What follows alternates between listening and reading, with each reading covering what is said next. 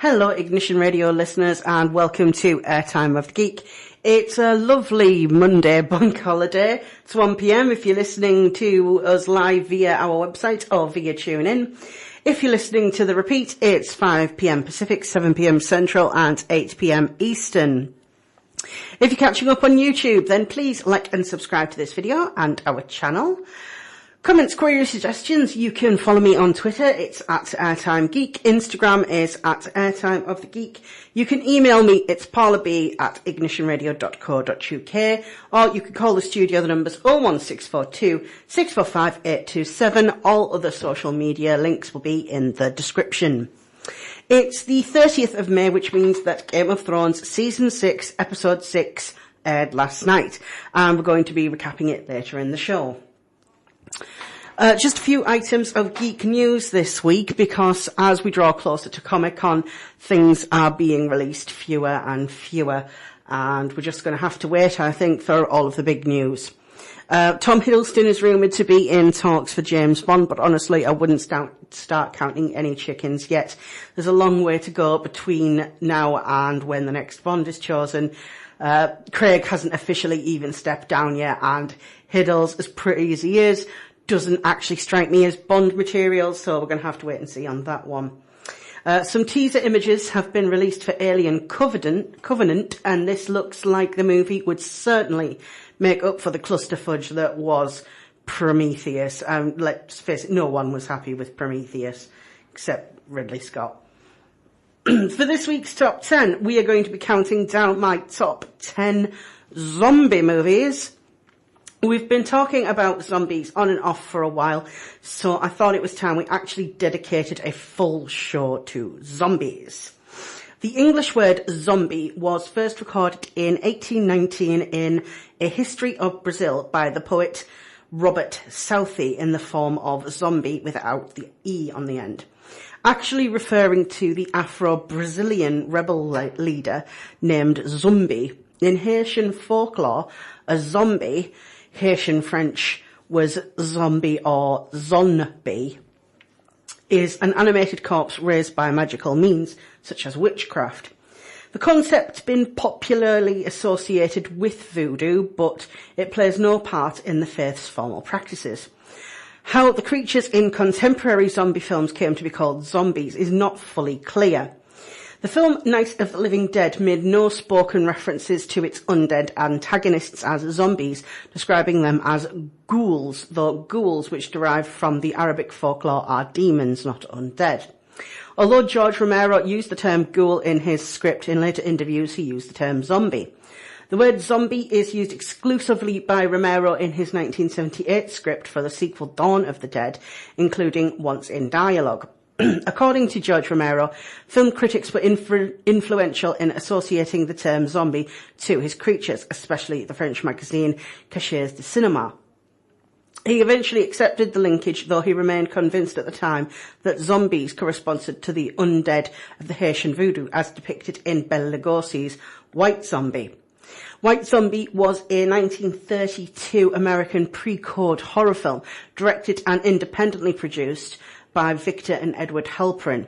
The screenplay by Garnet Weston was based on The Magic Island by William Seabrook and tells the story of a young woman whose transformation into a zombie at the hands of an evil voodoo master, played by Bela Lugosi, the antagonist.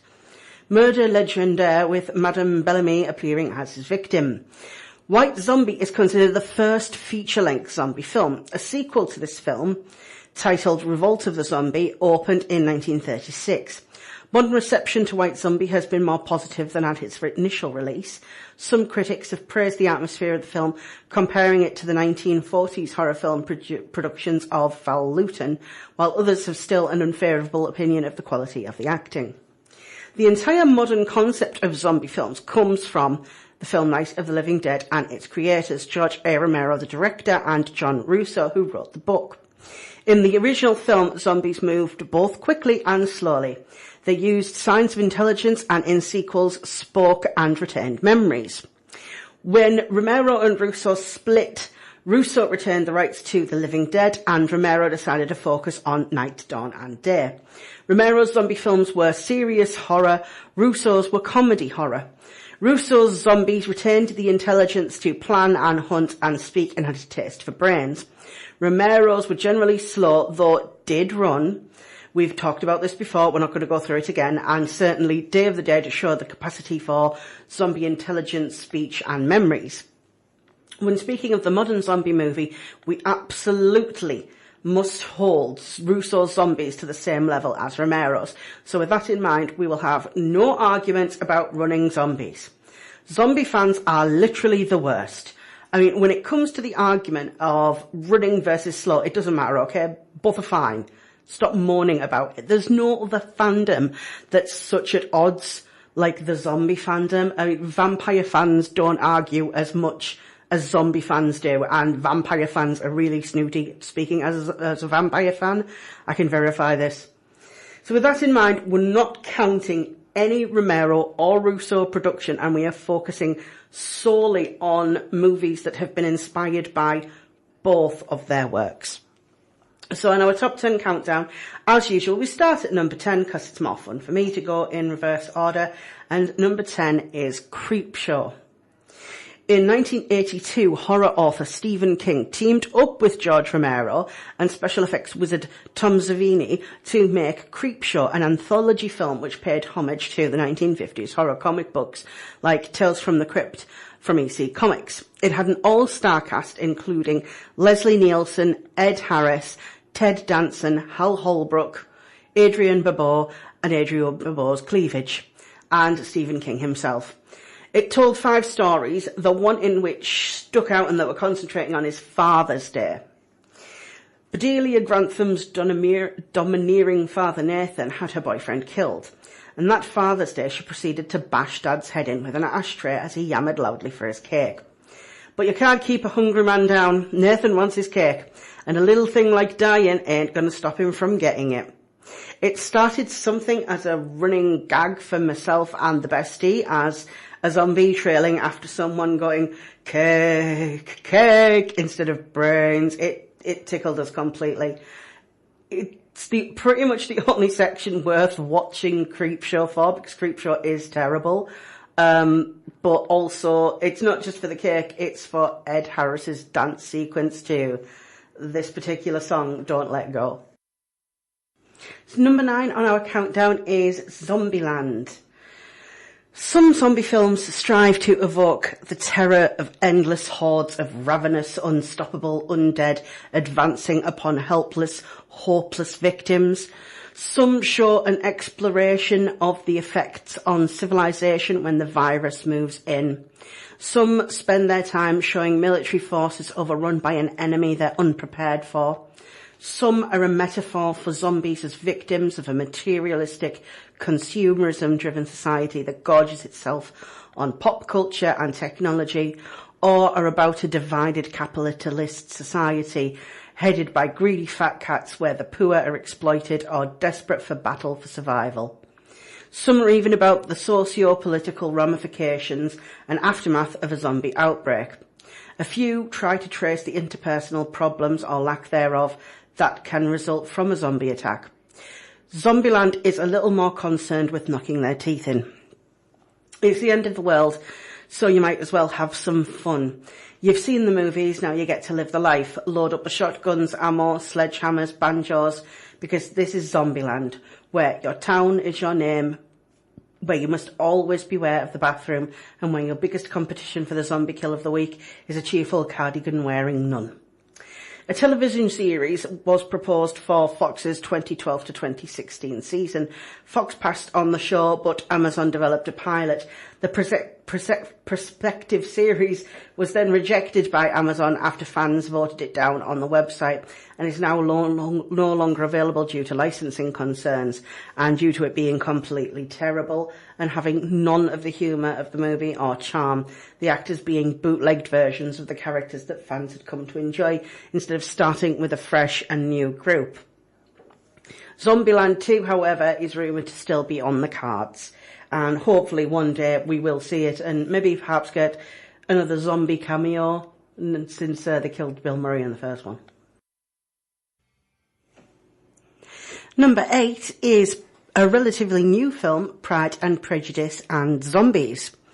This 2016 film adaptation of Seth Graham Green's parody of Jane Austen's novel Pride and Prejudice stars Lily James, Sam Riley, Lena Headey and Charles Dance. It diverges quite sharply from the, want of a better word, original text of Pride and Prejudice and Zombies by focusing far more on the world of Regency England, now beset by a zombie apocalypse, causing some quite substantial alterations to the plot and a characterisation as a result. Following Colonel Darcy's failure to prevent the slaughter of the inhabitants of Netherfield Park during a whist party due to the hostess's refusal to tell him of a second potential zombie infectee, the place is acquired by Darcy's friend Captain Bingley, much to the delight of Mrs. Bennet and the indifference of her husband and eldest daughters, who are far more concerned with their potential survival than their matrimonial prospects. At their first meeting at the Meryton Assembly, Darcy succeeds in mortifying Elizabeth's pride, only to rapidly change his mind upon seeing her prowess in combat. Elizabeth, however, despises him, which is only encouraged by the arrival of Lieutenant Wickham, who tells her of a great wrong Darcy has done him. That is about as close to the text as it sticks to the original Pride and Prejudice. I was a really big fan of the book and highly anticipated the film coming to the big screen, bringing along the bestie who hadn't read the book. There's a lot to love about the movie, and it offers something completely different and new to the world of zombie movies. If you've not seen it, I highly recommend it if you're an open-minded zombie fan. Number 7 is the movie Zombievers. Zombievers is a 2014 American horror comedy film. It follows a group of college kids staying at a riverside cottage that is attacked by a swarm of zombie beavers. Zombievers obviously isn't high art, but it delivers just enough gory insanity promised by the title to earn a recommendation for genre fans. A weekend of sex and debauchery soon turn into a gruesome fright as beavers close in on the kids. Riding the line between scary, sexy and funny, the kids are soon fighting for their lives in a desperate attempt to fend off the horde of beavers that attack them and around their cabins. Near the end of the closing credits, there is a disclaimer that no animals were harmed during the making of this film, although the bear did receive a purple nurple. Not our fault he started it. After the credits, a brief segment shows a bee feeding on the corpse of a zombiever. This bee flies back to its hive. The result, zombies. I keep recommending this film to people, and hopefully someday someone will actually listen to me and watch it, but Zombievers is like the perfect combination of humour and horror, and there are very few actually good comedy horror films out there, and this is one of them. Number 6 is Planet Terror. In rural Texas, go-go dancer Cherry Darling, played by Rose McGowan, decides to quit her low-paying job and find another occupation. She runs into her mysterious ex-boyfriend, Ray, played by Freddie Rodriguez, at the Bone Shack, a barbecue restaurant. Meanwhile, a group of officials at a nearby US military base, led by the demented Lieutenant Muldoon, played by Bruce Willis, are making a business transaction with a chemical engineer named Abby for mass quantities of a deadly biochemical agent known as DC-2, codename Project Terror. When Muldoon learns that Abby has an extra supply on hand, he attempts to take Abby hostage, and Abby intentionally releases the gas into the air. The gas reaches the town and turns most of its residents into bloodthirsty psychopaths, referred to as sickos by the surviving humans. The infected townspeople are treated by the sinister Dr. William Block, played by Josh Brolin, and his unhappy, unfaithful wife Dakota at the hospital. It's honestly hard to tell if Rose McGowan's bad acting is on purpose or not, but it doesn't ruin the movie. It was part of the Grindhouse project made with Quentin Tarantino, and thus has many references to Tarantino movies in it. Whilst it was unsuccessful at the box office, it has a strong fan following, and on its own does stand up as a great movie. Comments, queries, suggestions. You can follow me on Twitter at Airtime Geek. Instagram is at Airtime of the Geek, and you can email me. It's paulab@ignitionradio.co.uk. You can also call the studio. The number's 01642 645 827. Other social media links will be in the description. So, number 5 on our continued countdown of the best zombie movies is Warm Bodies. Meet R. R is dead, but so far he doesn't mind at all. It's hard to mind when you're mindless, you know. That all changes when R, played by Nicholas Hoult, leading a zombie horde, finds a group of survivors near his daily hangout, an airport. While attacking the survivors, he is struck by his first inkling of a feeling for an unknown woman. Before he can approach her, he's shot. Being undead and hungry and now irritated, he kills and eats his shooter, a young man named Perry. As he bites and chews into his brains, they're the tastiest part, he absorbs the memories of Perry, who happens to be the lover of R's unknown dream girl, Julie. Strengthened by a mix of his own feelings for her and the one he's just consumed, he feels the need to protect her from his undead cohorts. Fortunately for R, Julie's just hiding nearby and hasn't seen him, consuming the flesh of a dead boyfriend. Unfortunately, he's a zombie, and zombies eat people. People shoot zombies, and that's a fact, but Art needs this to take and protect Julie from others, leading her to an abandoned plane and sheltering her, all the while attempting to get closer to her somehow. It doesn't seem like he thought this out very well, though, with other zombies getting super suspicious and a breed of super zombies named Bonies out to consume all the fresh meat. But hey, love finds a way, right? This Romeo and Juliet analogue was based on a book of the same name, one of those paranormal romances, but with a slightly comedy twist, being that the main boy is a zombie. I highly recommend the film. Check it out. It's really good, really funny, warm, bit different for zombie movies, and I think you will enjoy it. Number 4 is Life After Beth. And it's another unusual zombie film on this list. A hike alone in the woods ends tragically for Beth Slocum with a fatal snake bite. Her death leaves her parents and her boyfriend reeling. After the funeral, her boyfriend Zach tries to make friends with Mr. and Mrs. Slocum, but even they reject him, and he's determined to figure out why. Then he sees Beth. Her parents are trying to keep her resurrection a secret, but zombie Beth provides Zach with the opportunity to do everything with her that he didn't get to do while she was alive. But with Beth's increasingly erratic behaviour and more strange occurrences around the town, life with the undead Beth proves to be particularly complicated for her still living loved ones. It's fun and it's quirky, and you're not your usual zombie fare. If you're bored of shambles, check this one out. It's a very funny one. Entering the top 3 of our continued countdown of the top 10 zombie movies is number 3, REC, R-E-C. Made in 2007, it's actually a Spanish horror film, entirely in Spanish language, and was later remade in English, but I'll get to that. Its story follows a news reporter, Angela Vidal, and her cameraman, Pablo, as they cover the night shift of one of Barcelona's local fire stations for a fictional documentary While You Sleep.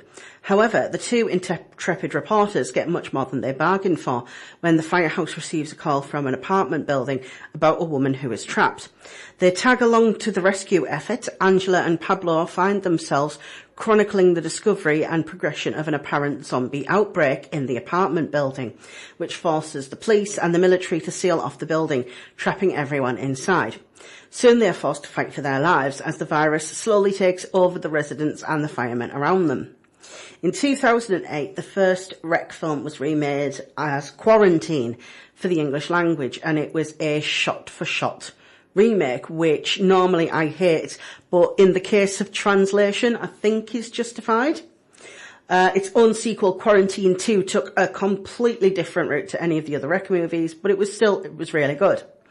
In 2009, a sequel to REC, REC 2, was released. The third film was called Rec 3 Genesis, takes place roughly at the same time as the events of the first two films are happening. And the fourth and final film, Rec 4 Apocalypse, has been announced from the same writers and directors of the first two Rec films. Apocalypse will end the saga with the infection spreading to unknown proportions, and the film will be released in Spain first, because it's a Spanish language film. If you don't mind reading subtitles, or if you speak Spanish, it's a really great movie. To be honest, even if you weren't listening to the dialogue, the acting is good enough to carry it on its own. It's found footage style, so you can kind of guess what's going on. But yeah, no, it's a really good film, and highly recommend all of the Rec films and the Quarantine films. I didn't want to list them separately because they are basically the same movie, but yeah, the Quarantine is shot for shot a remake of Rec, so if you don't want to watch the Spanish language version, but Quarantine 2 is completely different to Rec 2, so that's why I think it's worth watching both, but enjoy. Number 2 is a movie probably most of you will not have heard of unless you've heard me talking about it before, and that movie is Harold's Going Stiff. Harold's Going Stiff is one of the best zombie movies you will ever see. Set in Britain, focusing around Patient Zero, Harold, the zombie outbreak has been caused by men eating too many sausages. A particular brand which women don't seem to like, but even after the news that eating them turns them into zombies, they just can't seem to stop eating them. Lonely pensioner Harold Gimble becomes the first man to suffer from a neurological disease that is slowly transforming him into a zombie-like state. Harold's hermit-like existence is shaken up when a vivacious nurse, Penny Rudge, is sent to alleviate his stiffness. Her massage techniques work a treat on Harold and they become close friends. I can't champion this film enough. I know it sounds like a cliche, but you will laugh when you're watching this movie, and you'll cry and you'll adore every second of it that passes by. It's one of those really rare gems, and particularly because it's a British movie, it's been very, very overlooked over the years. So Harold's Going Stiff. Look it up, watch it, it's fantastic. My number one choice for my top 10 zombie movies list is 28 Days Later. Made by one of my all-time favourite directors, Danny Boyle, 28 Days Later is a hate plague of a film. Instead of the zombie outbreak, it's a very different take on modern zombie. It begins taking over Britain after animal rights activists set loose an infected chimp in a lab at Cambridge University. While scientists designated that the rage virus was a way of controlling, neutralising violent impulses, it ended up having the opposite effect. And once freed, the chimp starts to excarnify its would-be rescuers. Cue the cutaway. 28 days later, Jim, the painfully beautiful Cillian Murphy, awakes from a coma to find himself naked in a totally deserted hospital, which sits in the middle of an eerily abandoned London, with a scarred overhead wound, an impressive growth of facial hair, and no idea what's happened in the past month. Jim wanders around the city with a plastic bag full of cans of pop in his hand before he meets some non-shambling, angry as hell, rage-infected pseudo-zombies. After escaping their wrath, Jim teams up with a fellow group of survivors to kick some ass in search of an attempt of an escape and a cure, promised by radio broadcasts from a distant barricade. Survivor Selena, played by Naomi Harris, a realist, considers survival the only option and thinks Jim's naivety as a hindrance. Frank, played by Brendan Gleeson, and Hannah, father-daughter, both suffer for it. The small group continues forth out of London in search for a promise of a cure, but when they arrive at the source of the radio broadcasts, their promised land turns into another nightmare. 28 Days Later avoids using the word zombie and also avoids a number of common zombie tropes. Once the rage virus takes over, those infected with it become fast-moving, mindless, violent killers without a hunger for brains. The rage infects itself, devastates society and causes an apocalypse due to the ease of transmission and the overall panic. Despite precautions to avoid the appearance of a zombie movie, the film ended up getting turned into a zombie movie anyway, but it did fairly well at the box office and received special comic prequels, which explore the period of time between the initial outbreak and the film, and managed to spawn a sequel 28 weeks later. The creators had planned a third installment called 28 Months Later, but had been stuck in development hell ever since the release of Weeks, which is not necessarily a bad thing because Weeks was terrible.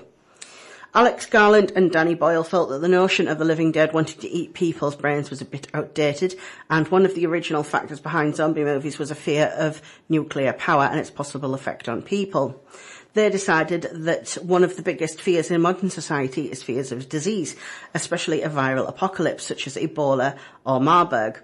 Garland and Boyle were specifically inspired by such incidents as the anthrax or bioterrorism scenes in London and the spread of mad cow disease during the foot and mouth disaster in the UK. The film has become truly, truly iconic, and here is probably the most recognisable song from the film. That was my top 10 zombie movie list. If you're catching up on YouTube, then please like and subscribe to this video and our channel. Comments, queries, suggestions, you can follow me on Twitter. It's at Airtime Geek. You can follow me on Facebook. It's facebook.com/airtimeofthegeek. Instagram is at airtimeofthegeek. You can email me. It's paulab@ignitionradio.co.uk. So, Game of Thrones, Season 6, Episode 6, Blood of My Blood, aired last night, and we're past the halfway point, people, so let's recap that. We open with Mira and Bran, who I hope are as emotionally traumatised as the audience are still after last week's episode. Mira is dragging Bran's cart through the snow as Bran is still wogged.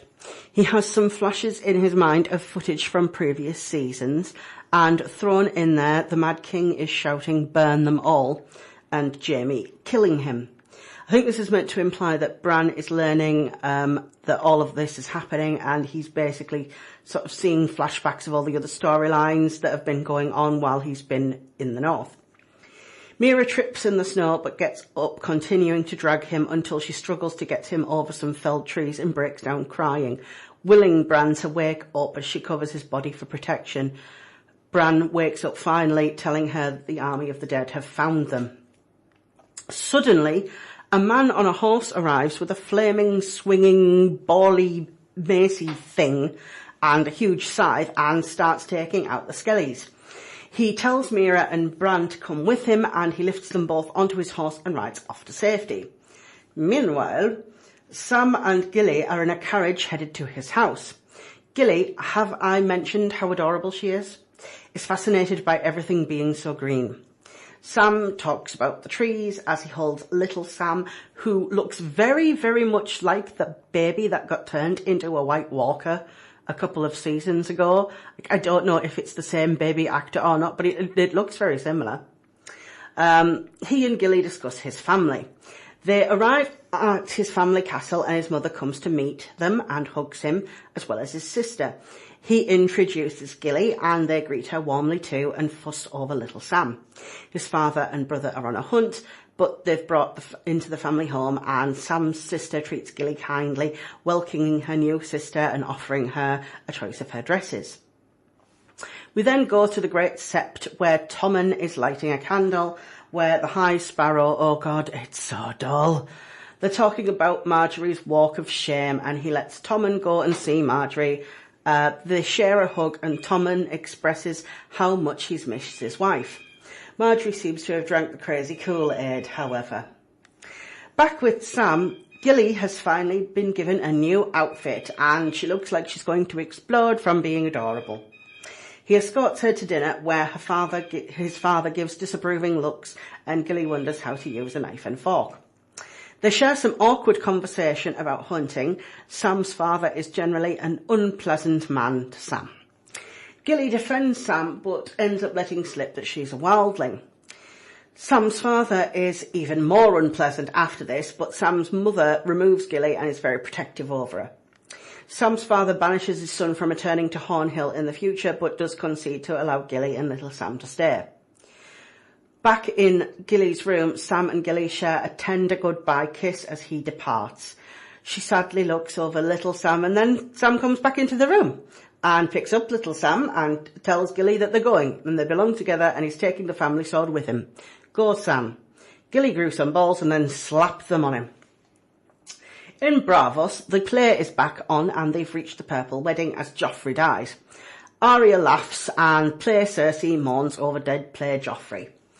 Arya notices the Sansa actor in the background talking along with the Cersei actor's lines. Arya slips into the back as Richard E. Grant dies on the toilet as Tywin. Arya puts poison into the lady's bottle of rum, so she goes to slip out, but a fake Cersei stops her, confronting her about being in the audience and not paying to see the play. Did you pay to see the show? Lol, nope. Does HBO know their audience or what? They talk, and Arya expresses her admiration for the actress and advises her on making some changes to be more like actual Cersei. Arya leaves, and the players discuss the audience backstage. The actress goes to drink the poisoned rum, but Arya appears, knocks the glass from her hand, and warns her about the Sansa actress. Oh Lord, Arya, you gone and done it again. You are the worst assassin ever. The obnoxious girl there, however, is there to spy on Arya, and it seems like Arya's made her choice. She goes and retrieves Needle from the place she hid it last season and hides in a little alleyway, blowing out a candle so it's all dark. The obnoxious girl goes to Jaqen, who is cutting off faces from bodies. Very nice.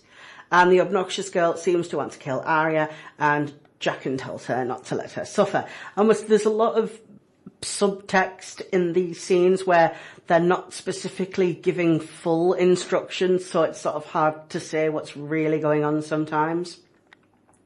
Back in King's Landing, the Tyrell army watches towards the High Sept with Jaime. Mace Tyrell looks like a proud peacock on his horsey.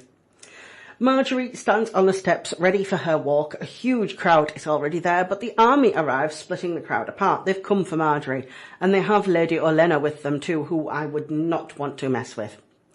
Jaime demands Marjorie and Loras. The High Sparrow doesn't seem to want to give them up, though. Jaime threatens them. The High Sparrow seems to give in and say there'll be no walk of shame, as Marjorie has already paid for her sins by bringing another into the true light of the Seven. Cue Tommen walking out of the Sept with a new Kingsguard, all dressed in the Light of the Seven uniform, and the Sparrow looking unbearably smug. Tommen, you are so going to die this season, you weak little shish kebab. In the throne room, Tommen takes away Jaime's status as the Lord Commander of the Kingsguard and tells him that he's going to serve the realms somewhere else, definitely not in King's Landing though. Seems Tommen has drunk the crazy Kool-Aid as well.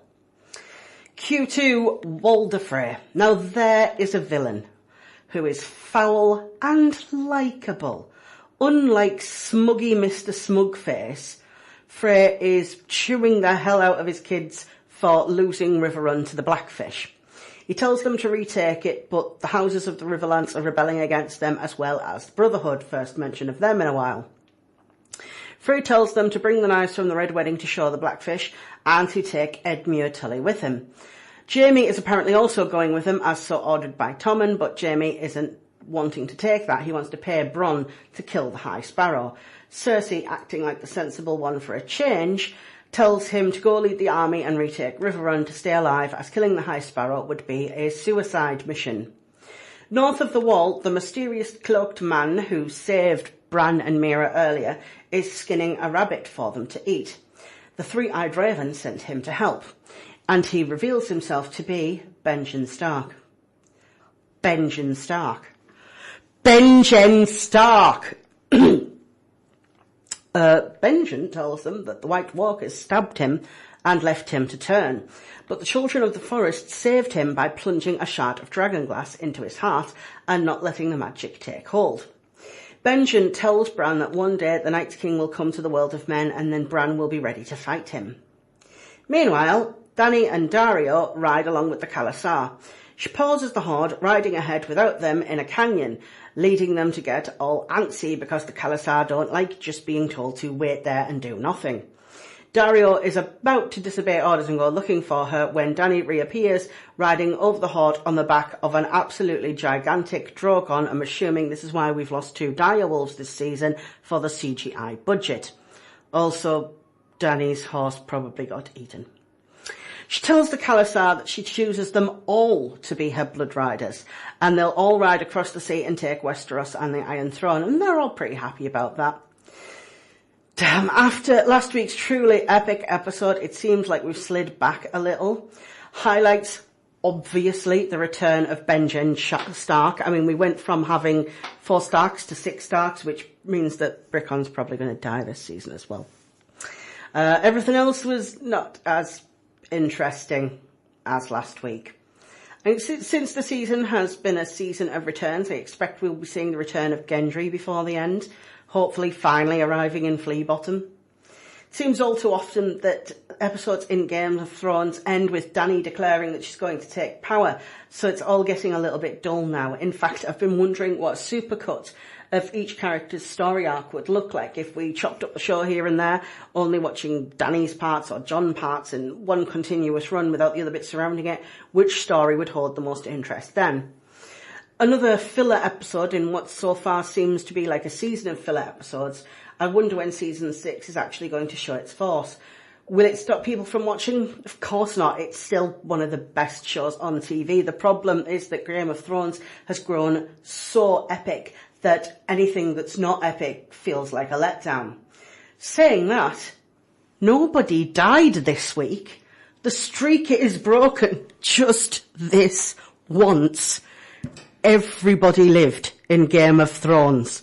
I actually don't know how long it's been since there's been an episode where everyone lived in Game of Thrones. Well, that's everything for this week's episode of Airtime of the Geek. You can send comments, queries, suggestions if you follow me on Twitter to @AirtimeGeek. Instagram is @Airtime of the Geek. You can email me, it's paulab@ignitionradio.co.uk. You can also take a look at geeky art I upload to DeviantArt. The username there is Airtime Geek. Facebook page is facebook.com/Airtime of Geek. You can call the studio, it's 01642 645 827. That's everything for me on this bank holiday Monday, and I will see you all next week for more Game of Thrones recaps, for news, reviews and top 10s.